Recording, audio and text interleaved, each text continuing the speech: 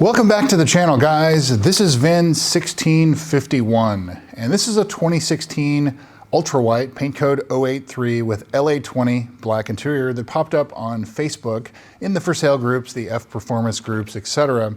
And it's a Texas car, Mississippi and Texas car its whole life. It's for sale for $39,000 with 104,000 miles. And it looks like it is a clean title car. So far, looks like a pretty good price. Let's dive into it and see what we find. Production statistics, 648 out of the 2,348 cars produced for the US 49, so everywhere except Hawaii, were ultra white. Very common color.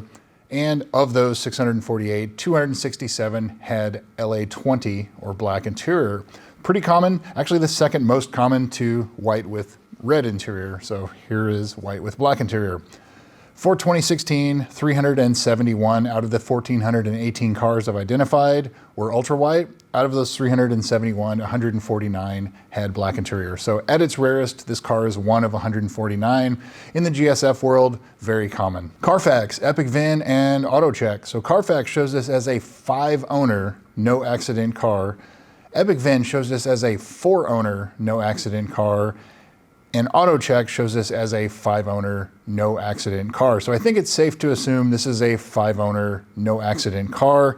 You have to remember that less than 1,000 of these here at the end of October of 2025, less than 1,000 of these cars exist that are clean title, no accident. And it's pretty sad that it's already come to that. So, you know, like 45% of these cars are clean title, no accident cars, and that's it.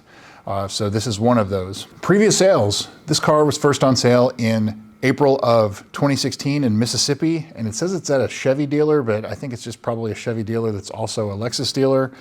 It sold in 9 days, which is the quickest I've seen sell from when it was listed for sale to when it actually sold. So usually these cars sat around for a while. This car was definitely an exception to that. Next sale was in February and March of 2018, so about 2 years later, $60,000 with 3,000 miles, also in Mississippi. And then a few months later, in September of 2018, it doesn't have a price listed, but it was with 10,000 miles, and it was now in Texas. May of 2021, $52,500 with 39,000 miles, also in Texas at a Toyota dealer. And then a couple months after that, September of 2021, $55,000, so the price went up with 40,000 miles at an Infiniti dealer in Texas. And now, October of 2025, here is October 22nd, 2025, $39,000 with 104,000 miles in Texas. So now on to the photos, the pictures, everything like that. They're pretty high quality photos, and the seller provides several of them. The seller does state that it has a Circuit Works exhaust installed, which I would assume is a mid-pipe and rear mufflers. Has an RR Racing intake, elbow, and airbox cover, and some other cosmetic modifications. They do state that the transmission had a full service with the pan dropped and everything cleaned out at 95,000 miles, so about 10,000 miles ago. Full fluid, you know, so that's good to see that's done, because that would have been one of the things that I said needed to be done. New front pads and rotors in January of 2024, and so if you look at the service history, January of 2024 was about 80,000 miles. So this car has about 25,000 miles on the front brakes.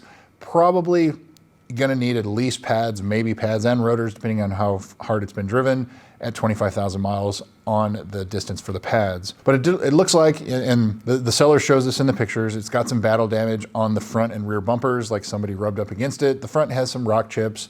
The front carbon fiber on the bumper, as always, if they don't have paint protection film, it is chipping and delaminating. So if that doesn't bother you, you know, go for it and just continue on. The tires are Yokohama Advan, which are 2023 dates, so less than 2-year-old tires, so good there. Looking at the photos, the rear brakes may need attention soon. The rotors have some pretty good scoring going on there. I can't tell if it has a lip on it, but expect to do at least rear brakes, maybe front brakes on this car as well. The interior looks really good. The carbon fiber looks like it's just starting to delaminate on some of the panels, so you know, I would expect that to grow and get worse over time, depending on whether that bothers you or not. But you know, this is definitely more of a driver quality car, and you should expect that going forward. So everything doesn't have to be perfect on it, just get in it and enjoy it. But overall, for being 10 years old and 104,000 miles, it looks in really great shape.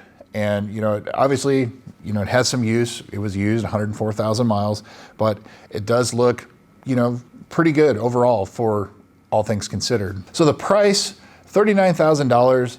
I think there have been some other higher mileage examples that have come up lately, and so that's probably a good benchmark. This car should probably be, because of the mileage, maybe 37 and a half, something like that. It's not too far off from where the market probably is for this car.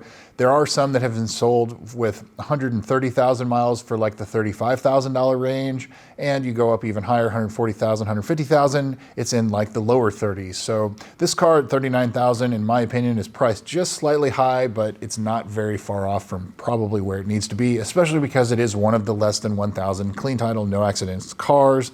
And, you know, it has some modifications. To some people, mods add value, some people don't. It's, you know, it's all in the eye of the beholder, I suppose. So on to the service history. This car's pretty well serviced for the most part. There is a gap between 2021 and 2024, but that's also when the mileage started to be added onto this car. So basically between 40,000 and 81,000 miles, it's a big question mark. Don't know what was done, but it does look like when this current owner acquired the car, not much was done service-wise as far as what was reported. So either he did it at a third-party mechanic or he did it himself. So let's jump into the service history and see what we find here. So it looks like the first 2 or 3 years of this car being owned, it really wasn't driven a whole lot. It had like 6,000 or 8,000 miles on it in the first couple of years total. So basically starting in around early 2019 is when it looks like it really started getting driven.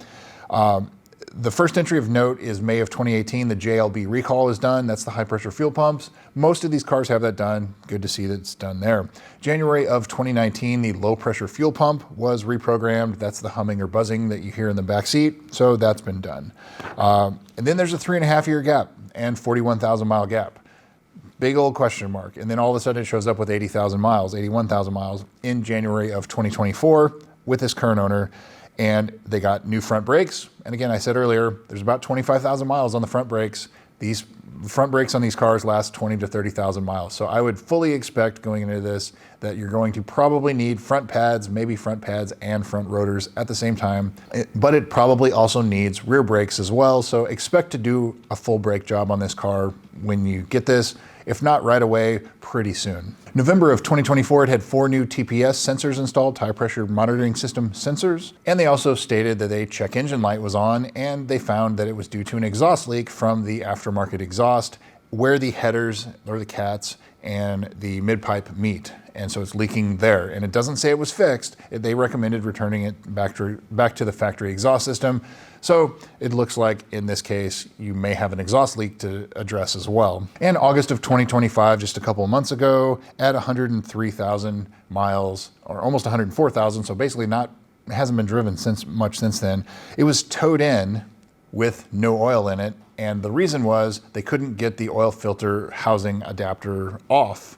So they had it towed to the dealer and they were able to get it off. I understand that because that O-ring in there, it can really get heat cycled on there and get stiff, and it doesn't want to let you take the housing off to gain access to the oil filter. And so that's what they did. It looks like it was addressed, no issues there. So what's not done? Valley plate, 2016s. We are right in the middle of the time and heat cycles for the valley plate. So if you're gonna buy this car, get a pre-purchase inspection done by your mechanic or dealer, make sure, or do it yourself, look at the valley plate and make sure it's not leaking. That can be a $2,000+ expense at the dealer. It can be a $1,200 to $1,500 job at an independent mechanic or DIY for a few $100s, but it is a pretty involved process. Front lower control arm bushings. Don't see anything about that. So when you look at this car, turn the wheels left and right, look at the insides of the front tires, make sure you don't see any excessive wear. If you do, you're gonna be on the hook for lower control arm bushings, 2 tires, and an alignment. The ZLZ customer service program still applies to this car for 10 years from the in-service date or 125,000 miles. So you are getting up there for, it looks like April of 2026, if that's when the first in-service date was. You've got probably 6 more months left of coverage on that for the sticky, delaminating, deforming dash or cracked dash. Lexus will replace that free of charge for you as long as they can prove that it's at least sticky, if nothing else. And in my instance, I had it replaced on mine. My dash was sticky. And they also covered the front carbon fiber trims, which that's been kind of hit or miss with Lexus covering that or not, but they did cover it in my instance. The HVAC servo sweep, that has not been done on this car. So if you're checking this car out, hot on one side, cold on the other, cycle through the defrost, the head, the vents, the feet, the rear, and then switch it and make sure everything responds appropriately. If it doesn't, some of those servos require the dash to be removed, and that can be expensive to do. So would I buy this car? I think I would if I could get it just a little bit cheaper. As I said, I think $36,000, $37,000, if you could get it right there, you'd be all right. Expect to spend DIY brakes $500 to $600 if you go to the independent mechanic, over $1,000 if you go at the dealer, over $2,000 for brakes all around. The tires look fairly new, or 2 years old. The valley plate would be the other big one, and so basically go into it expecting a get it ready to drive price of around $40,000.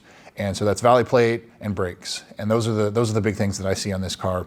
The carbon fiber trim, even though it is starting to delaminate, I would just leave it alone. This is a driver quality car. I don't think this car is, with the mileage and everything, it's not gonna be perfect. So don't go into purchasing this one expecting perfection. It's just meant to be driven. Go drive it, go enjoy it. And if it doesn't have any of those issues that I've talked about right now, it will need it soon. So put some money aside if you're going into this. Don't think that $30-something thousand is all that the purchase price is going to be of this car. You have more that you have to address on it. But I think overall, yeah, it would definitely be one I would consider. It's less than one of the 1,000 left that are still clean title, no accidents. It does have 5 owners, and it looks like a lot of that happened in 2021, and it was like 2 or 3 months at a time. And that could be dealerships registering it to their, as a personal car or something, and then deciding to sell it. Who knows? But that's where a lot of the owners appear to have come from. The first owner owned it for 2 years, and then there were 3 owners, and then this guy purchased it, looks like in September of 2021. So he's owned it for at least the last 4 or 5 years. So anyway, that is all I've got for you guys. VIN1651. Let me know in the comments if this is one you would buy or if you bought it. But it definitely looks like a pretty good one to go check out, to just jump in and drive. So anyway, thanks again for watching. We'll see you soon.